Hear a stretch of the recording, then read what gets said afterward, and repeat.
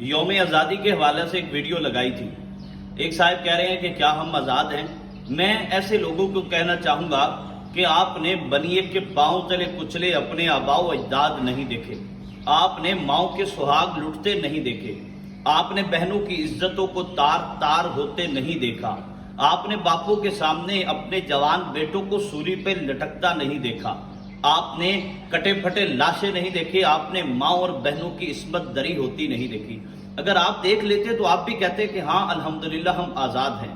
آپ کو سسٹم سے اختلاف ہو سکتا ہے, اس وطن عزیز سے اور سبز ہلالی پرچم سے نہیں ہونا چاہیے.